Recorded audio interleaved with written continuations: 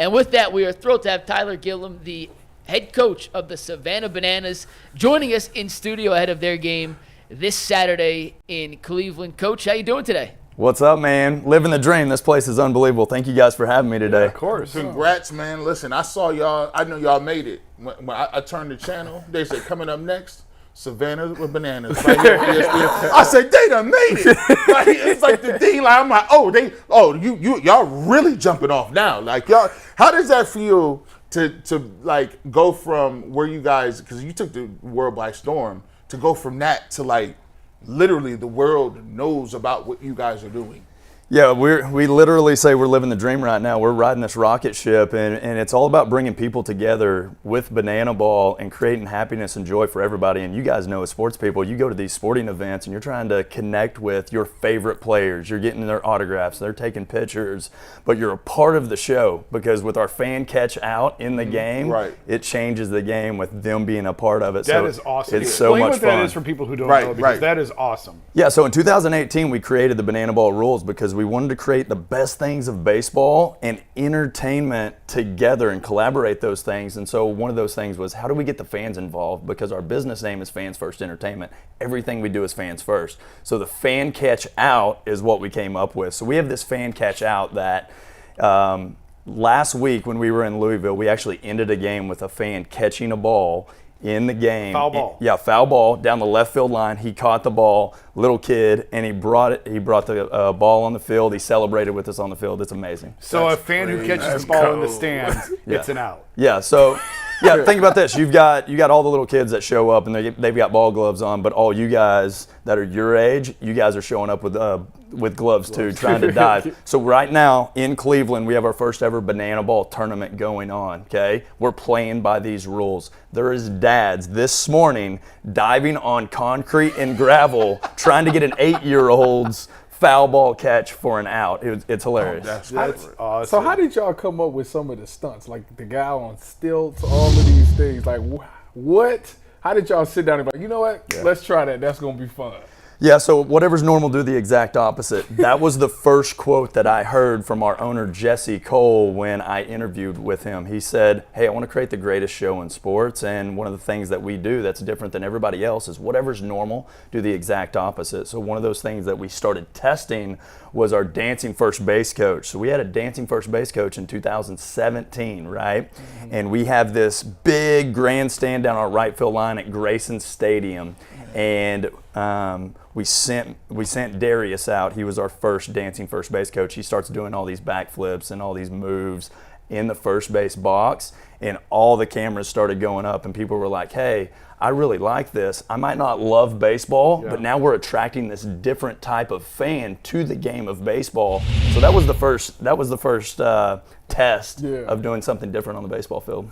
Have you tried anything that you thought, that's even too crazy for us, we can't do that again? Oh yeah, you guys watching Practical Jokers? Oh yeah. Yeah, in 2020 when COVID hit, we were one of the only summer collegiate baseball teams playing in the country, and so we had 3 pitchers down the right field line in the bullpen with the right fielder mic'd up, and we had him doing all kinds of crazy stuff in right field. So they were telling him what to do. The fans had no idea what was happening.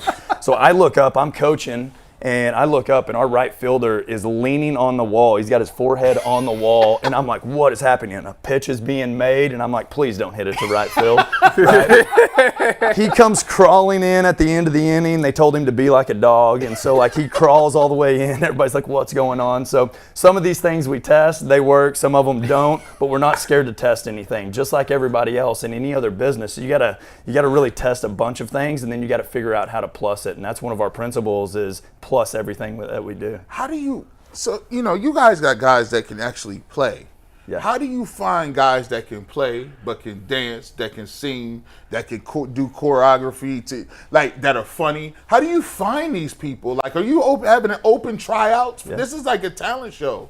Yeah, so originally we did have some open tryouts on our first world tour when we went to Mobile, Alabama. The first time we ever took the show on the road, we had this open cattle call workout, and so that's where we actually found Stilts. Mm-hmm. Stilts showed up and said, hey, I've got my stilts over here in the car. You think we can go grab them? And they're like, yep, get out there and see what you can do, right? So that was one way of doing it, but we recruit just like any other major league, minor league, indie ball team does.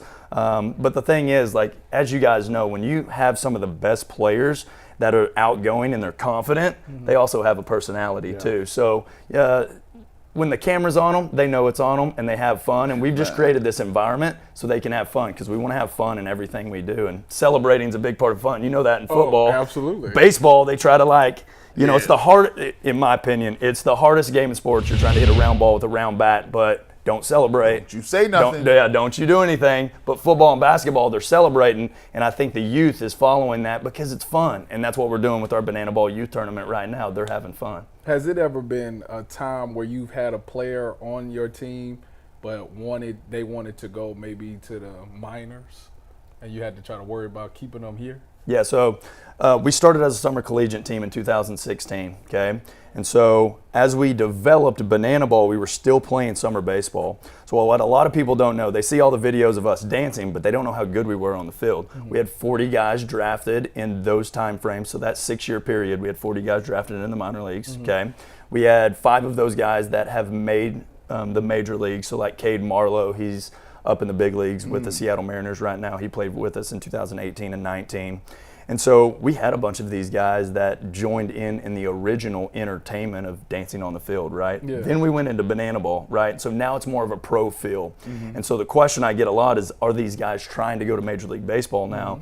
And the guys that we have now, they've went through that path and they realized, hey, I'm into Banana Ball now, or we're taking these guys that are just out of college. Like we have a kid named Kyle Jackson who just finished at Kent State. He was the shortstop at Kent State this past year, and in his exit meeting, he told his coaches, hey, I'm going to call the Bananas. I want to go play Banana Ball, and this kid's going to be electric. He is literally going to be a star in the next couple years as Banana Ball grows. And so I'll give you this example. We had a kid named Zach Phillips, okay, played at Ole Miss, left-handed pitcher, got drafted by the Royals, made it up to AA, and got released, okay? We picked him up. He ended up coming to pitch for us, fell in love with Banana Ball, played the entire year with us last year, and at the end of the year, he said, you know what, thank you guys for creating the game, that this was my dream, but I didn't realize it because this wasn't created when I was 10 years old. Last year, he got 2 offers to go back to minor league baseball, and he turned those down to stay with Banana Ball because he sees the future of this thing. No kidding. McNuggets, you got a question? Yeah, Coach, has Major League Baseball embraced what you guys are doing? How's that, I don't want to say collaboration, but how's that relationship? Yeah, it's been great. They've been phenomenal. The whole thing is we're just trying to bring more people to the game of baseball, right? And so it's been great. We're playing in 6 major league stadiums this year. We've got Cleveland this weekend. We've got Philly coming up, and then we'll finish in Miami. But we've got tons of former major league guys that are jumping on board, and they'll play with us in certain cities. We'll have a couple guests this weekend that's on the hush-hush, you know. But we've got we played the MLB alumni team 3 times last year. So guys that just retired, they played against us. And the thing I say about this, because I'm a true baseball guy, and a lot of traditional baseball guys are like, I don't know about this thing, because all they see is dancing on social media, right? And you're like, I don't know. But once they show up to the game, they see their kids, they see the family, they see the players are really good. Like Tim Kirchin said to us last year in West Palm, if the baseball's not good, this doesn't work. And we've got some of the guys doing some of the most incredible trick plays on the field. Yeah. So the real baseball dudes show up and they go like, hey, these guys can really play. Well, that's why I was like, how much, as a coach, how much are you trying to win? Yeah, this thing's competitive. We want this thing to continue to be competitive. All the guys that we have are true competitive dudes. They played at high D1. They played in the minor leagues, major leagues. When I initially interviewed with Jay Crawford, he said, I want to create the greatest show in sports. And my comment back to him was, I want to develop and dogpile, double Ds. So I want to develop players and men, and I want to dogpile at the end of the year. I said, can we collaborate and create something that is unique? So we continue to build this thing, and Banana Ball's taken off with the entertainment side, but as we continue adding teams, we've got some things that are going to come up in the future, but it's definitely competitive, and these guys want to win at the end of the day. You keep talking about leagues and adding teams, so where is this going? Yeah, to the moon, baby. To the moon. That's where we're going. Are you adding more teams in more cities, or is this just going to be a bigger tour? Great question. So everything's under Fans First Entertainment right now because we want to control the experience for the fan. We want everything to be fans first. So it kind of looks like a minor league system right now where we have all coaches and players. We all train together, live together, eat together, travel together. Like coming here, we travel with about 200 people. We travel with 2 teams, the Bananas and the Party Animals. We just created our new team, the Firefighters. We'll have some more teams coming down next year too as well. So we're continuing to grow this thing. We want this thing to be competitive where everybody, just like you guys, are watching the major leagues, minor leagues, and you're talking about bets and throwing down bets. We want this to be competitive, and we want a championship at the end of the year. So we're growing towards that. Along those lines, you guys just signed a deal with TNT Sports, right? Yeah, that just happened actually yesterday. That came out. So we're testing some new things. The cool thing is this, as we're growing, we're not scared to test things. So we put in a bunch of money into our own broadcasting, and we developed our own broadcasting crew. So when we travel to all these cities, we've got an 18-wheeler that travels with all of our media team, all of our broadcasting team. We bring all of our own cameras because we're trying to like really create this in-house. How do you? Oh, so you're growing, right? And how do you scale this to a point where you can keep like player costs under control, right? Like for me, it would be like you see this thing going. It's like watching WWE, right? Like Yes. This is WWE, like, and so as you're continuing to grow, obviously revenue grow, obviously these things grow. But you guys seem like a grassroots, close group knit of people. How do you plan on keeping the wages from going out crazy and guys being like, I want this, I want this, I want this, I want this? Yeah, it's a great question. I mean, the main thing is taking care of people. The culture is the most important thing. And so our owners, Jesse and Emily Cole, are the grassroots of all of that, of taking care of people. And I've watched it, when I took over in 2018, we only had 12 full-time people. Now we have 80 full-time people in the front office. And then we have two teams of players, so almost 50 players that are on full-time contracts. So our contracts right now are 12-month contracts with our players, which nobody else is doing that in minor league baseball or in indie ball. So, as a baseball guy, the thing in the past everybody would talk about is like, hey, I got to go get a job in the off season. Well, we wanted to get rid of that and say, hey, let's get these guys on 12-month contracts. Let's get them paid every 2 weeks so they don't have to worry about that, so they can focus on building fans. Because our goal right now is to build to 1 billion fans. And how do you do that? You focus on banana ball and how good the game is, and you focus on connecting with fans. And so one of the things that helps our guys out is we want our guys to grow their social media brand.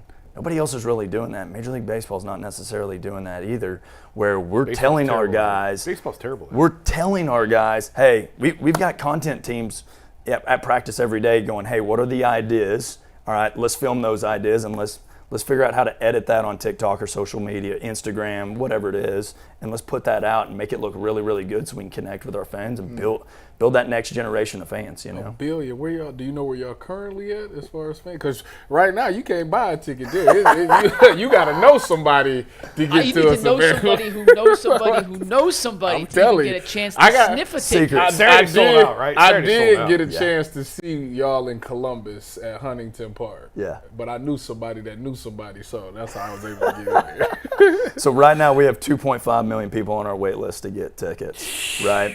So Say that all one this more started time. grassroots. Drop that again.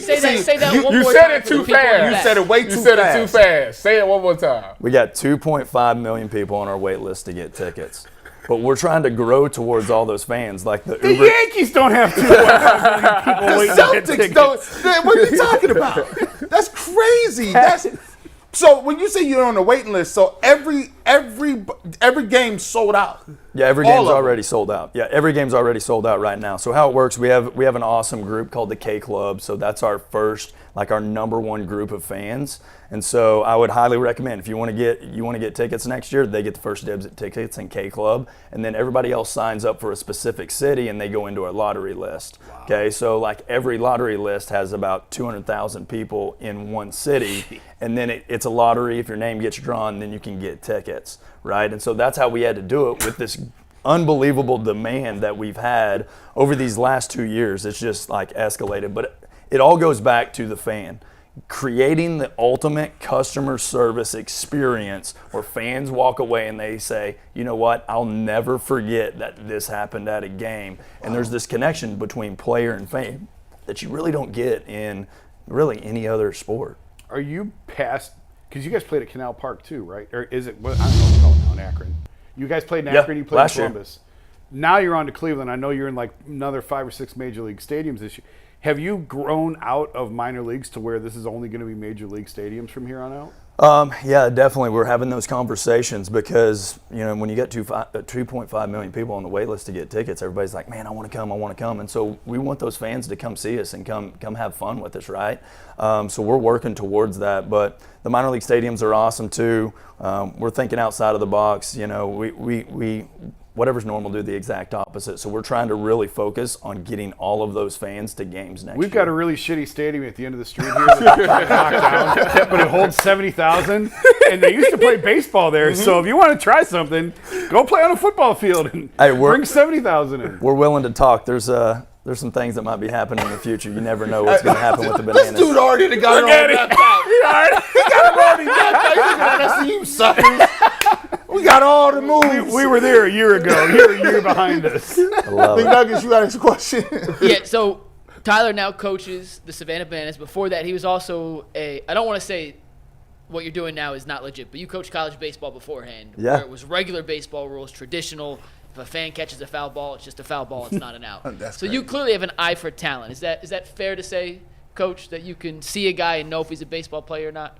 Yeah, I would like to say that, I've coached about almost 100 guys that have been drafted into minor league, major league baseball. And so I think with that is good players are good players, whether it's baseball or it's regular banana ball. But you're trying to put on the best show as possible. When it was just baseball, the focus and the mission was to dogpile at the end of the year. Now the focus is to be really good on the field, but also put on the best show possible. And so we're finding some of the best players that also do entertainment on the field. Speaking of being Well, six that's a moves great ahead, question, I know yeah. exactly where Mike's going with Yeah, this. so, Coach, so we just established baseline that you can look at someone and know if they can play baseball or not. Yeah. Do me a favor and look directly to your left. Can that man play baseball? Yeah, can you run, jump, do a back flip, throw hard? I think he can. He looks like it. I tell you what, the guy's a stud right here. So Thank you. Let's see if we can get him in a uniform in the future. Huh? Oh, wait. We have next Friday, Coach. Thank we you. actually are going to Progressive Field after you, and we are going to have a Tyvis Powell versus Jay Crawford, who's the main host of this show, who did pitch in the minor leagues. A little older now. A pitcher hitter. Tyvis says he's going to take him deep. Tyvis played football at the NFL level. Yep. I saw him play softball. I would not call that a professional level of the caliber of play I witnessed. Hey. But we are going to see for Hey. in person on camera next Friday, and I cannot wait for that to happen. You need to cut that out because you talking about something that happened last year. This year, 2 for 3, double, single, made my routine fly, catch. Like, it was nothing to me. It is what it is. we need some backflip The problem is We didn't see that. they're mad at never me saw because I'm still at my athletic peak. No, and you are theirs not. is past. It's over. It's nothing I can't do. To this day. And Jay, I'm sorry to tell you, it's done. Like, next Friday, you're done. Like, I'm telling you right now, when I hit you over the fence, I don't want to hear. Don't even talk baseball to me ever again. Like, it's nothing to say to me ever again. I want you to sign my bat. I'm going to go get the ball out the stands, and I want you to sign that as well. That's it. Thank you. Enough of that. When does the schedule for next year come out? October 3rd. October. Yeah, so we're going to announce that October 3rd. It's gonna be awesome. There's going to be some fireworks with that for sure. Do you plan on coming back to Ohio? To be determined. So we've got 2 people that really work on our overall schedule. I don't work on the overall schedule. I throw some things in there, but for the most part, it's Jesse, our owner, and we got a guy named Patrick, the World Tour. So I'm just curious. I assume that they could find tickets on StubHub. It's long sold out. Could you go to StubHub and get tickets? How much are tickets to get into you guys if you have to scalp them, if you have to go to another source? How much are people paying to come in? So what we tried to do in 2016 was create our own ticket platform because we don't have fees and taxes with any of our tickets. So as you guys know, when you go get tickets, you're going to have fees and taxes with it, and fans don't like that. And so we've tried to get rid of that, so we don't offer those at all. And so, yeah, it's happened. Literally, there's been tickets up to $1,000, but we don't want that for families. So we're trying to work on creating a system where families can come at a most regional price. Right now, minor league stadiums, our tickets are $35, and then in the major league stadiums, they're $40 and $60. So they're very reasonable. And if you come to a game in Savannah, which I got to have you guys down, it's all you can eat with your general admission ticket for $35. It's the best family experience. Sold. Come on, boys. So says this guy. We could do a live show beforehand with all the guys, help expand their social media and reach. I'm gonna tell you this, man. Have you ever thought about doing this thing like in Japan? Like I think them markets would go crazy for this. They sit in them like they don't got this. Like Japan, like I'm talking like South Korea. Like there's a lot of baseball markets that people would eat that up. No doubt, yeah. So we had a player last year that came over and played with us in California named Kenshi. He's a minor league player over there, big on YouTube, and great guy, had fun with us. So we've been trying to figure out that international piece as we move forward, but I think our main focus right now is let's dominate the U.S. Let's see if we can go to all 50 states. Let's see if we can go to Canada, Mexico, and then we'll just build from there. So the real focus is like, let's just really dominate the U.S. right now. Do you get the Globetrotters of baseball? Like, is that fair or is that not accurate? Well, I guess it's fair because there's not another comparison that probably aligns with us as much, but I think we do all kinds of different things. Like we get compared to Disney a lot, we get compared to WWE a lot, we get compared to like Mr. Beast or John Boy because we do all these multiple things, right? But the Globetrotter comparison is the Globetrotters always won. When they played the Generals never won the games. Right. We don't want that. So last tour, we created the Bananas and the Party Animals, put both of those teams together so it was competitive on both sides. And actually, the Party Animals won more games than the Bananas did last year on tour by one game. Oh, wow. So it was competitive, and we were beating up on each other because we want to grow that Party Animals brand too. And there's a ton of people that love that Party Animals brand. When I went to the game in Columbus, I think they ended up winning. The Party Animals ended up winning. Where can I'm a fitted hat junkie. Where can I get a Bananas fitted?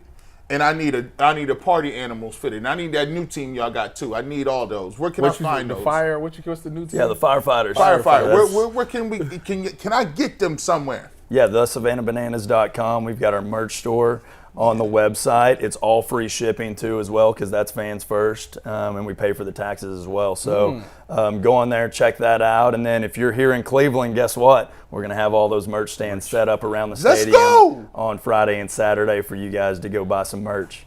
I'm on the merch site right now, Tyler. The Party Animals and Firefighters logos are elite. Like elite logos. Elite. I may cop all three just G. Bush, you're going to buy 3 of each. You're going to buy 9 hats this weekend. Listen. I love that. Listen, I bought 3 hats last night. They had nothing to do with the Bananas. But I'm gonna get these ones, though. I could sit here talking all day about this. I'm curious about, like, the silly stuff. Like, is it the same guys on the Bananas and the same guys on Party Animals, or do they mix up the teams? No, so we want to make sure fans start buying into players, right? And so we don't mix and match teams. All of these guys are highly competitive. But they don't cross over, I guess you could say. Yeah, that question gets asked a lot. But the silliness piece of it, how it works, and there's a lot of questions with it, is how do you come up with these ideas? Ideas are everything, right? And so everybody in our organization comes up with ideas. We call those idea paloozas. So those happen usually on Tuesdays. On Tuesdays, we'll have team meetings, we'll have entertainment meetings, we'll have entire organizational meetings on ideas, and then we start putting those in play on Wednesdays. The scripts get built for the weekend on what our entertainment's going to be. And so the biggest thing where everybody says, is the game scripted like the Globetrotters? Where it's not scripted is the gameplay's real. It's hard to script a home run, right? Yeah. Right? But the entertainment of how we celebrate gets scripted a lot. So when we score a run, we know what our run celebration is gonna be. Some of the dances that we do, if it's a second base and we get a double, like we know what our entertainment's gonna be for that. So that's what gets scripted, and that's what the ideas come from. How often are you playing? Once a week? No, we're going to play 1 to 3 times a week, depending on if we're in a minor league or major league stadium. So it's going to be once this weekend because we're in a major league stadium. But last week we were in Louisville and we played 3 games there in Louisville. You should script like coaches come out and hit. Oh, we do. You do? Yeah. You be out there? We play in there. I wear boots in every game because I'm from Oklahoma. My dad was a bull rider. Yeah. And so when I was 10 years old, I watched a movie called 8 Seconds about Lane Frost, the best bull rider of all time, right? My dad rodeoed with him in high school. And so at that age, 8 Seconds came out. We went to the movies. Me and my dad are sitting next to each other. Lane Frost passes away in the movie because that's what happened in real life.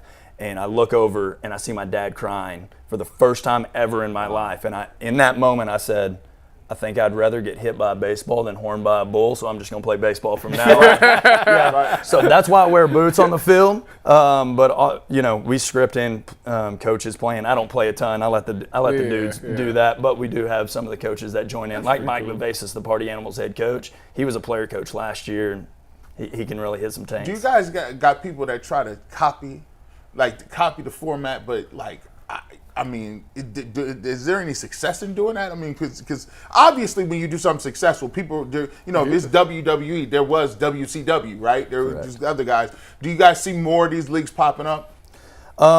There's some people that try to do it. It's really hard to recreate because we're so ahead of everybody else on the entertainment and the baseball side of it. And don't try. Stop it. Don't do it. You're wasting your money. Go ahead.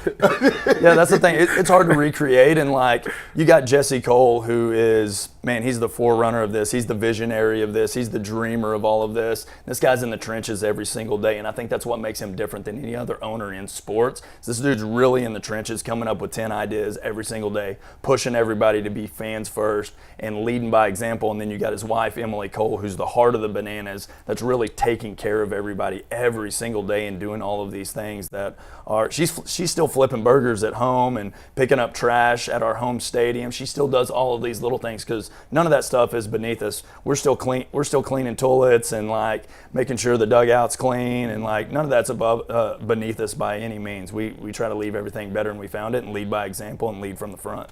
Coach, when this next Friday, when I take Jay Crawford over the fence, yeah, baby, we're going to send you the video. Can I use that as my tryout for the Bananas? Absolutely. We got all of our player submission forms online on our website.